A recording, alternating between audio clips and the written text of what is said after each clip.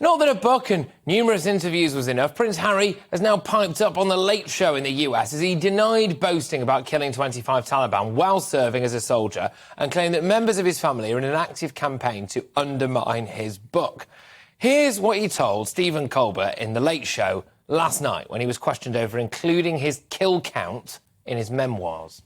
I made a choice to share it because, having spent nearly 2 decades working with veterans all around the world, I think the most important thing is to be honest and be able to give space to others to be able to share their experiences without any shame.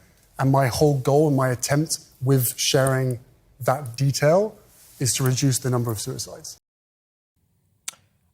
OK, I mean, if that is true, whilst it's misguided, then, you know, fair enough, all right. But I don't really see how he can justify this. Surely it puts everyone at more risk. It's enraged the Taliban. I mean, that is a thing that's happened. Him saying that has enraged the Taliban, and therefore none of us are safer, are we? But with me now is Cameron Walker, GBNews' royal reporter. Cameron, what do you make of that? Well, Prince Harry's argument was you needed to read the entire context rather than just taking out the 25 figure. Of course, we'd seen in a leak that Prince Harry claimed to have killed 25 Taliban fighters during his second tour of Afghanistan. Now, I've read almost the entire book, but I've definitely read the entire section where he is in Afghanistan. And he does make the argument that taking Taliban lives saves British lives and spares British families. Taking him meant fewer young men and women wrapped like mummies and shipped home on hospital beds, which is a fair point, I think perhaps many people would say. And 10 years ago, following his tour of Afghanistan, he did do an interview with the journalist where he said he had killed. But the difference here is he didn't put a number on it. And I think the number part is what ex-service personnel are particularly concerned about, and they have expressed concern over the last week or so when that leak came out.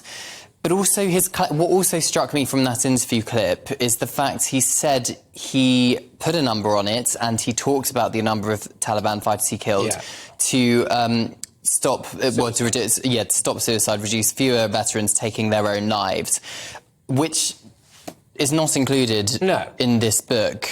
And he hasn't said it, to my knowledge, in any other interview. No, it's almost like a glossy PR stunt, and some might argue, hiding behind veteran suicide as a way to try to smooth over the fact that he's dropped a bit of a clanger here. But, of course, we would have to wait and see. He has also said, though, that he thinks that people have been trying to undermine his book. But they can't be doing a particularly good job of it because it's the fastest-selling work of non-fiction in UK history. Yes, he has indeed, yeah.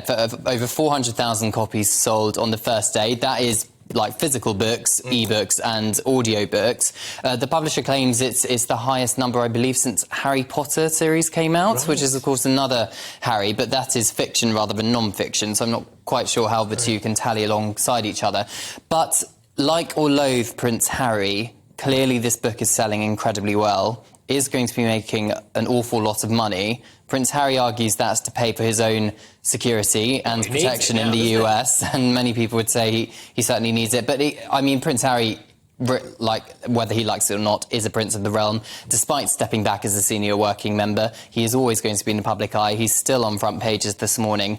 I think the challenge for him now is getting out of this victim mindset and actually moving the story on to perhaps his charity work or work he wants to talk about, rather than talking about his frustrations with being a working member of the royal family.